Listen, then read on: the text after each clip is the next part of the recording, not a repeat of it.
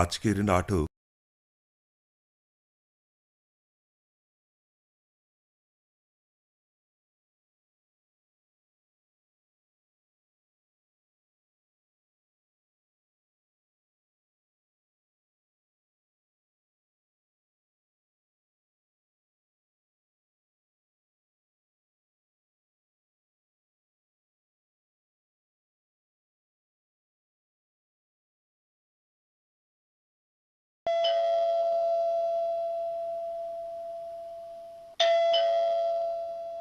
কে? জি আমি আমি কে? আমি অনিক অনিক আহমেদ, ঢাকা থেকে এসেছি। আসুন, ভেতরে আসুন। আতাউর ভাই আপনার আসবার কথা জানিয়েছেন। বসুন এখানে। ফরিদ, ও ফরিদ, এদিকে আয় তো। যে খালাম্মা। শোন, এই স্যারের নাম অনিক। তোর ভাইজান আসলে যে রুমে থাকে ওনাকে সেই রুমে নিয়ে যা। উনি কয়েকদিন থাকবেন আমাদের বাসায়। চলেন স্যার, আপনারে রুম দেখায় দিই। আন্টি, আমি আপনার ছেলের বয়সী, আমাকে তুমি করে বলবেন। আচ্ছা, সে দেখা যাবে। জার্নি করে এসেছেন, এখন আপনি যান, হাত মুখ ধুয়ে ফ্রেশ হয়ে নিন। আমি চা নাস্তা পাঠিয়ে দিচ্ছি। জি আচ্ছা, চলো ফরিদ। স্যার, এইখানে আসছেন কেন? কাজ আছে। তা কয়দিন থাকবেন স্যার? দেখি কাজ শেষ হতে কয়দিন লাগে। কি কাম স্যার? গবেষণা, সে তুমি বুঝবে না। ফরিদ, বাথরুমটা কোন দিকে? আরেকটা কথা, আমি যদি গোসল করতে পারতাম তাহলে খুব ভালো হতো। ও, সেই কথা। আসেন আমার লগে, সব দেখাইয়া দিতাছি। কাল স্যারের কথা শুনে যে ভয় পেয়েছিলাম, ভাবলাম কি না কি পরিস্থিতিতে পড়তে হয়। সেরকম তো কিছু ঘটেনি। খায়রুজ্জামান সাহেবের স্ত্রী কামনু নাহার তো বেশ ভালোভাবেই রিসিভ করেছেন। এখন ভালোয় ভালোয় কাজটা করতে পারলেই হয়।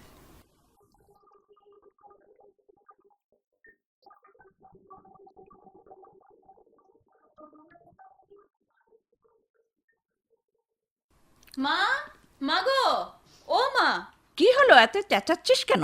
শুনলাম ঢাকা থেকে সেই লোক নাকি এসেছে, ফরিদ বলল। হ্যাঁ, এসেছে। ওর তো আসবারই কথা ছিল। তুই এত চেঁচামেচি করছিস কেন? মা, তুমি যে কি বলো না, আমি আবার চেঁচালাম কোথায়? ও, চেঁচাসনি? যাক, তাহলে তো ভালো। মা, এই লোকটাকে আমাদের বাসায় থাকতে দেয়া কি খুব প্রয়োজন ছিল?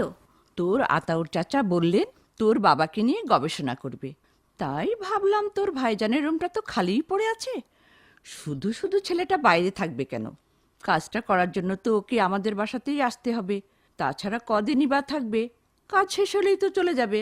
ইতি, ওকে সহযোগিতা করা আমাদের কর্তব্য, তাই না মা?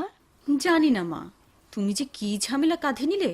জানা নেই চেনা নেই একটা বাইরের লোককে ঘরের মধ্যে জায়গা দিয়ে দিলে। আহা, আস্তে, শুনতে পাবে তো। শুনলে শুনবে, এত ভয় পাওয়ার কি আছে? স্বাধীনতার পর এতগুলো বছর কেটে গেছে, কই কেউ তো আমাদের কোনো খোঁজ নিতে এমুখ হয়নি কোনোদিন। তুমি আর ভাইজান কত কষ্ট করে সংসার চালিয়েছ, আমাদের লেখাপড়া করিয়েছ। এখন উনি এসেছেন রিসার্চ করতে। রিসার্চ করে একেবারে আমাদের উদ্ধার করে দেবেন। যত সব। আহা ইতি, চুপ কর, বড্ড বাজে বকছিস। এই আমি থামলাম, চুপ, একেবারে চুপ।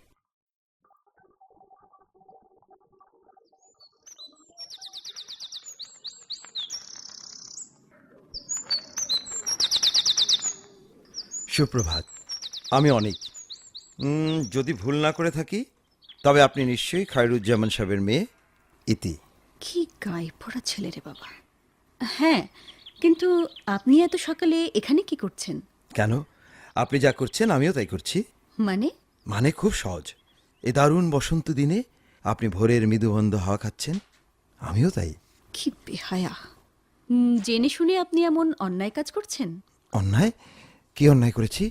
এত ভোরে যখন কাকপক্ষীও জাগেনি তখন আপনি চুপি চুপি একটি মেয়ের কাজকর্ম দেখছেন এবং তাকে অনুকরণ ও অনুসরণ করছেন। আপনি জানেন এটা ইফটিজিং এর পর্যায়ে পড়ে। আমি চাইলে এক্ষুনি আপনাকে বেদম গণপিটুনি খাওয়াতে পারি। সে হয়তো আপনি পারেন, তবে চিৎকার চেঁচামেচি করে লোক ডাকবার আগে একবার ভালো করে ভেবে দেখুন, আমি কিন্তু আপনাদের বাড়ির অতিথি। এখন আপনি যদি লোক ডেকে বলেন আমি ইফটিজিং করেছি, তাহলে দুর্নামটা কিন্তু আপনার এবং আপনাদের বাড়িরই হবে। মনে রাখবেন, এর সঙ্গে আপনার বাবা শহীদ সাংবাদিক খায়রুজ্জামান সাহেবের সম্মানও জড়িত। আর হ্যাঁ, আরেকটা কথা, আমরা মানে এফএফআরসির গবেষকরা যখন গবেষণার কাজে কোথাও যাই, গিয়েই প্রথমে স্থানীয় থানায় রিপোর্ট করি, তারপর যেখানে থাকার ব্যবস্থা করা হয়ে থাকে সেখানে যাই। তো আমি হয়তো গণপিটুনি খেয়ে হাসপাতালে ভর্তি হব, একসময় সেরে উঠব। আপনি কিন্তু আইনি জটিলতায় পড়ে যাবেন। কি তেদুর রে বাবা। ঠিক আছে, তবে আমি মাকে গিয়ে বলি আপনি আমার সঙ্গে বাজে আচরণ করেছেন। এই সেরেছে। আপনি বরং সেটাই করুন, তাতে আমারও একটা লাভ হয়। কেমন?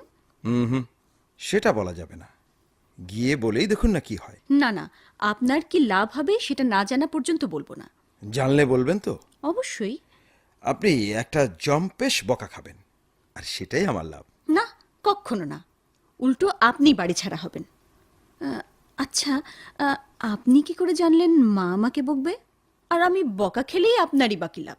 আছে আছে, লাভ আছে, তবে সেটা টপ সিক্রেট, বলা যাবে না। সবটাতেই বলা যাবে না। দেখা যাবে একটু পরেই মা আমাকে বকা দেয় নাকি আপনাকে বাড়ি ছাড়া করে। আমি যাই, মাকে বলি গে। মা, ও মা।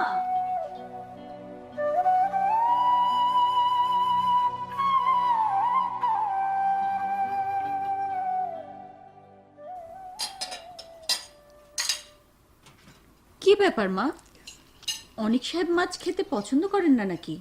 মাছ নিচ্ছেন না যে, শুধু করল্লা ভাজি দিয়ে ভাত খাচ্ছেন? ইতি, তোর কি কখনো বুদ্ধিশুদ্ধি হবে না? অনেক মাছ খেতে পছন্দ করে কিনা সেটা তুই তাকে জিজ্ঞেস না করে জিজ্ঞেস করছিস আমাকে।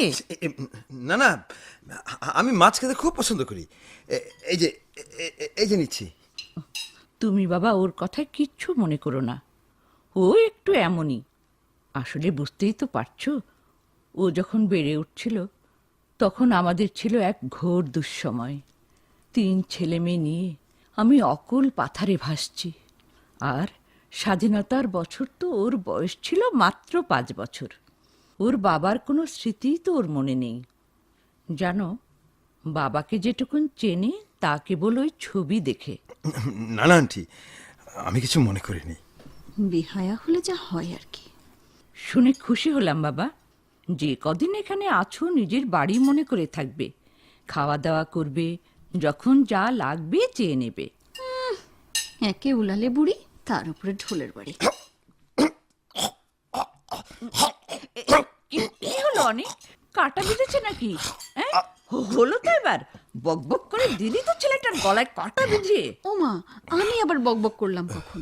তুমি তো এতক্ষণ লম্বা এক লেকচার ছাড়লে। আরেকজন কাটা বেছে খেতে পারে না, তবু বাহাদুরি। না না, আমি মাছ খেতে খুব পছন্দ করি। আর এখন যত দোষ নন্দ ঘোষ। ফরিদ, এই ফরিদ, যে খালাম্মা।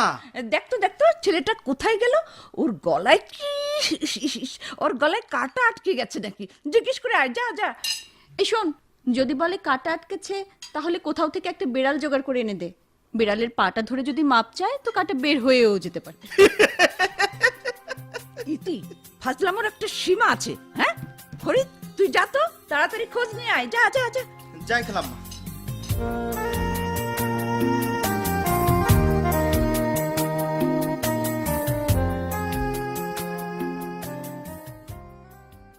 কি বীর বাহাদুর, খুব তো থানা পুলিশের ভয় দেখানো হলো। এখন বেহায়াদের অবস্থা এমনই হয়। বড়ই সমস্যায় ফেলে দিলেন মশাই। বাসায় একটা বিড়ালও নেই যে এনে দেব। পায়ে ধরে ক্ষমা চেয়ে নেবেন। বিড়ালের খাবার খেয়ে ফেলেছেন, পায়ে ধরে ক্ষমা চাইলে হয়তো ক্ষমা পেতেও পারেন। কাটা নেমে যেত। হায় ভগবান, এ তুমি কার পাল্লায় ফেললে? লজ্জা শরমে লেশ মাত্র নেই দেখছি। এ বাগে পেয়ে এখন আমাকে বেড়ালের পা ধরাচ্ছে না? কাটা বেছে মাছ খেতে পারেন না তো খেতে যান কেন? কেউ কি আপনাকে মাছ খাওয়ার জন্য জোর করেছিল? দেখুন, হঠাৎ করে একদিন কাটা বিঁধলে এটা প্রমাণ হয় না যে কাটা বেছে মাছ খেতে পারি না। It's an accident. হয়েছে হয়েছে, আর বাহাদুরি করতে হবে না। এই নিন, মা ওষুধটা পাঠিয়েছেন, খেয়ে নিন। মাকে এত করে বললাম অচেনা অজেনা মানুষকে বাড়িতে জায়গা দেওয়ার দরকার নেই। না, কে শোনে কার কথা? এখন হলো তো, আসার পর থেকে একটার পর একটা ঝামেলা পাকিয়েই চলেছে। যত সব। তো তো এখন বের করে দিলেই তো পারেন। আহ, গলায় মাছের কাটা নিয়ে এত কথা বলার দরকার কি? ওষুধ খাওয়া হয়েছে, এবার সুবোধ বালকের মতো শুয়ে পড়ুন। গোফরান হোমিওপ্যাথির ওষুধ। সকালে ঘুম থেকে উঠে দেখবেন কাটা ফোটা কিচ্ছু নেই। অবশ্য আজকের মতো যদি আবার সকালে উঠেই আবার কারো পেছনে লাগেন তো দেখবেন গলা দিয়ে কথাই বের হচ্ছে না। তাই নাকি? তাহলে তো সকালে উঠে প্রথমেই সে কাজটা করতে হবে। গতকাল মাকে কিছু বলিনি দেখে ভাববেন না প্রতিদিন মাফ পাবেন। কাল সকালে যদি ফের আমার পেছনে লাগেন তো সত্যি সত্যি মাকে বলে দেব। আচ্ছা, সে কাল সকালে দেখা যাবে।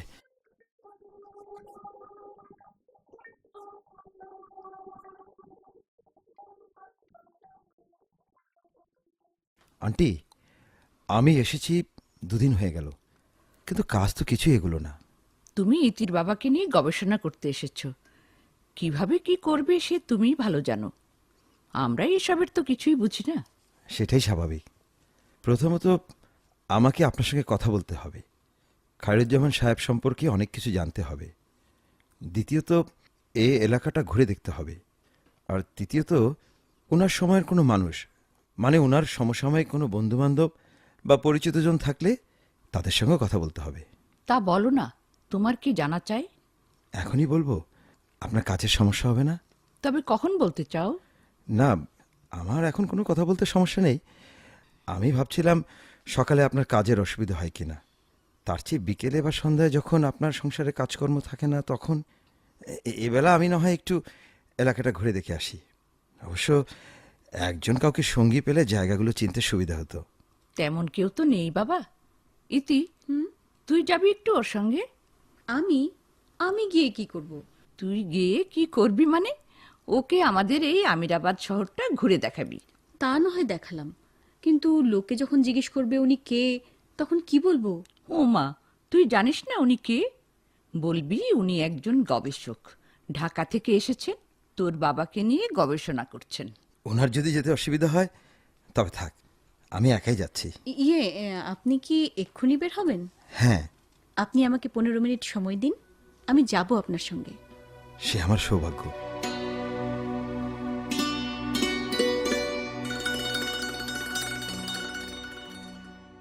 আপনার বাবার পূর্ববাংলা পত্রিকার অফিসটা যেখানে ছিল, সেই জায়গাটা আপনি চেনেন? কি অদ্ভুত কথা, চিনব না কেন? চলুন তবে সেখানেই যাই আগে। সেখানে গিয়ে কি করবেন? সেটা তো এখন একটা কোচিং সেন্টার। তাছাড়া এখান থেকে অনেক দূরও, হেঁটে যাওয়া যাবে না। কিসে যাওয়া যাবে? রিকশায়। তাহলে রিক্সাটা কি? আপনার কি মাথা খারাপ? আমি যাব আপনার সঙ্গে রিকশায়? অসুবিধা থাকলে থাক। আপনি কি কচি খোকা? কিছুই কি বোঝেন না? আমি শহরের মধ্য দিয়ে আপনার সঙ্গে রিকশায় যাই, আর শহর জুড়ে ঢিঢি পড়ে যাক। এটা আপনাদের ঢাকা শহর না, মফস্বল এলাকা। সরি, আমি আসলে এই দিকটা ভেবে দেখিনি। মানে এরকম সমস্যা হতে পারে সেটা আমার মাথায় আসেনি। ছেলেদের মাথায় এসব কমই আসে। I say again sorry ma'am. হয়েছে হয়েছে, বারবার সরি সরি বলে আমার কর্ণপীড়া সৃষ্টি করার দরকার নেই। আপনি কি বাংলায় লেখাপড়া করেছেন? কেন এ কথা জিজ্ঞেস করছেন কেন? আপনি ভালো বাংলা বলেন তো, তাই। তাই বুঝি? জানি না তো। আর বাংলায় না পড়লে কি ভালো বাংলা বলা যায় না? নিশ্চয়ই যায়। আচ্ছা, আমরা যাচ্ছি কোথায়? কোথাও না। এখানে প্রেস ক্লাব আছে? আছে। সেখানে কি যাওয়া যায়? হ্যাঁ যায়। প্রেস ক্লাবের সভাপতি কামাল সাহেব আমাদের পরিচিত। তবে চলুন প্রেস ক্লাবেই যাই আগে। চলুন।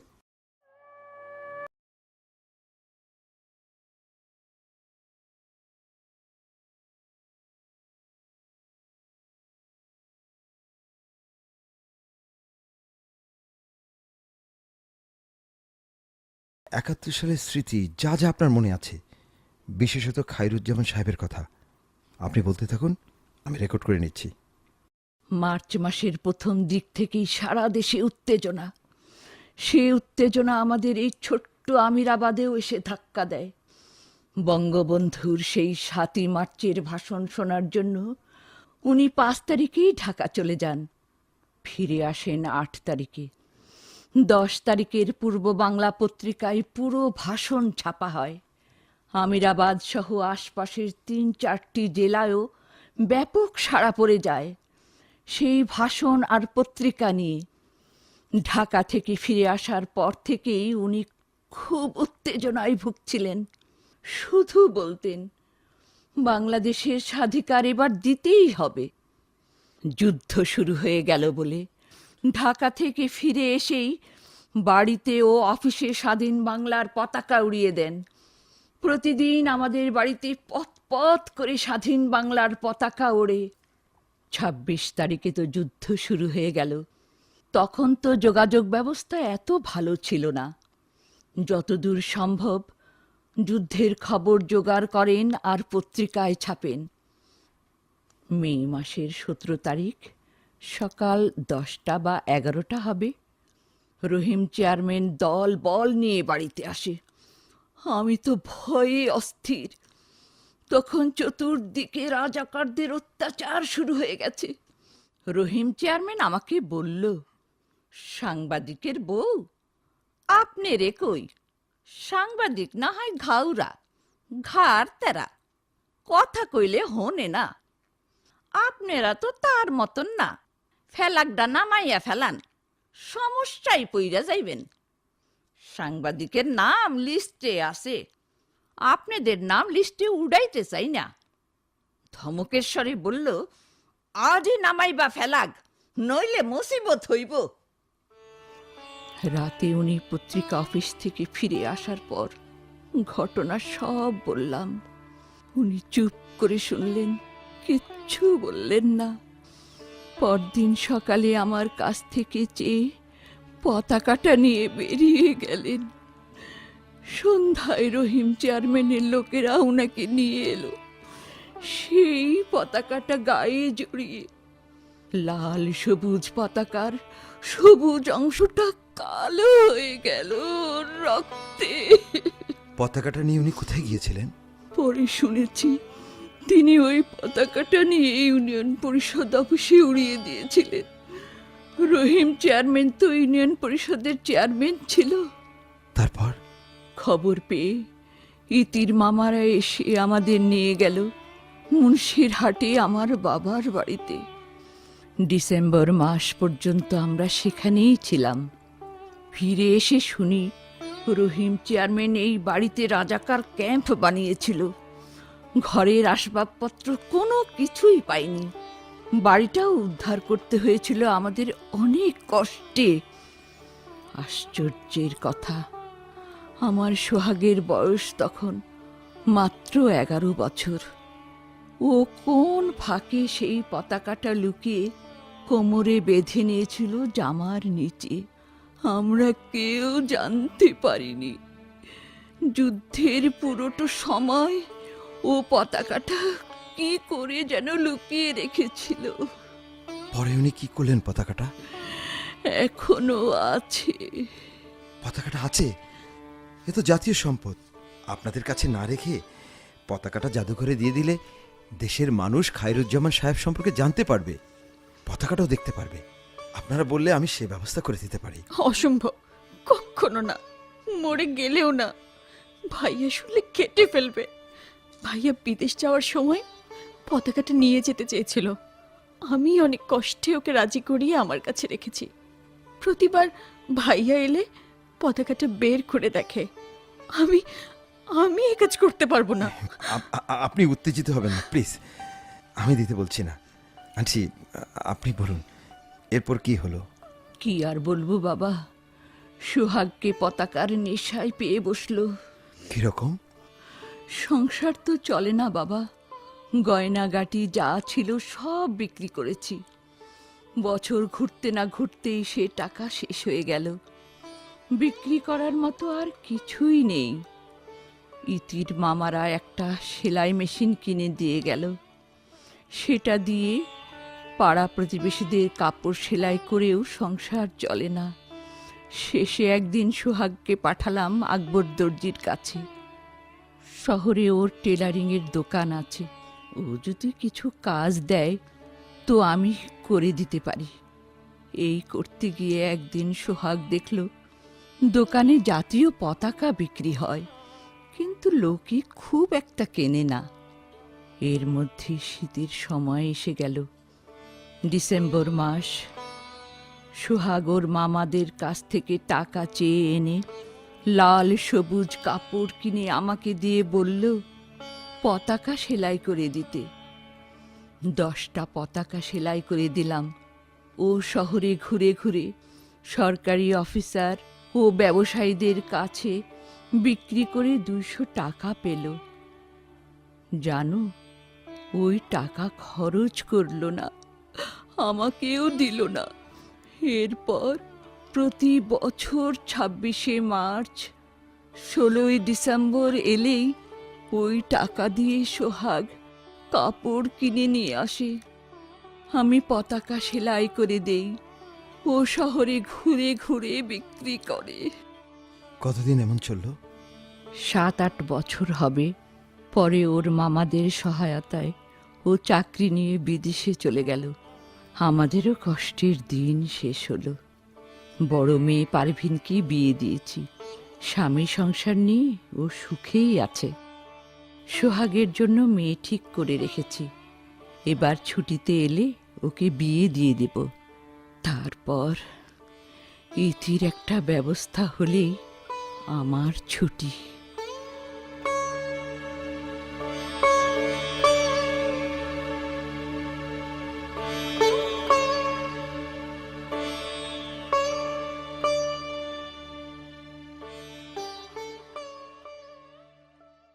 অনিক ভাই, অনিক ভাই, ও অনিক ভাই, কি ব্যাপার ফরিদ?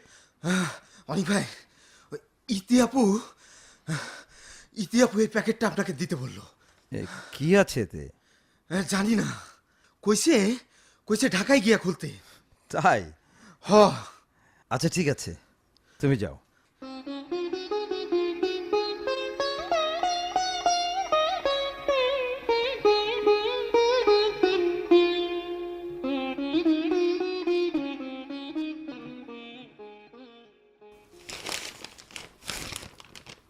আরে,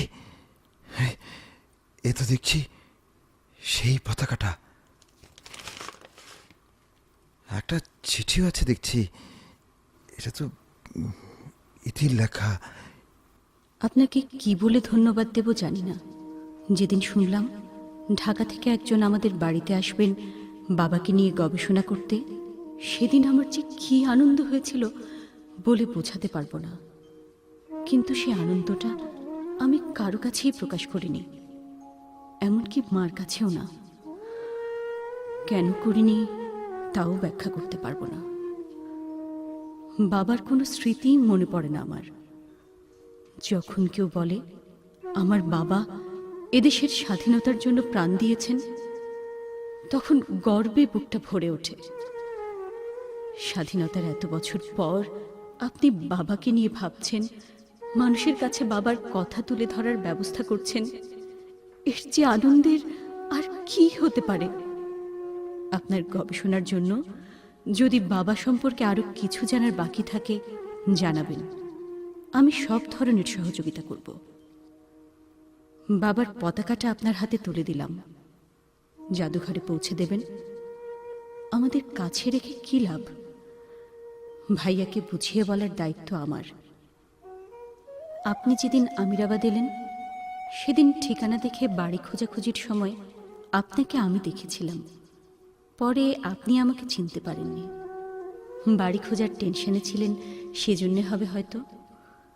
অকপটে স্বীকার করছি, প্রথম দেখাতেই ভালো লেগেছিল আপনাকে, আর সেটা আড়াল করবার জন্যেই আপনার সঙ্গে ওরকম আচরণ করেছি। ক্ষমা করবেন।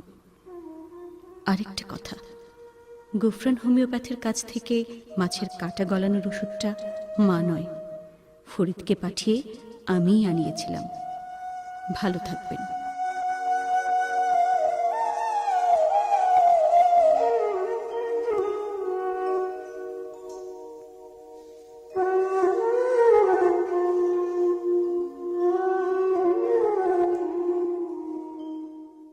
এতক্ষণ পতাকা নাটকের অভিনয় শুনলেন।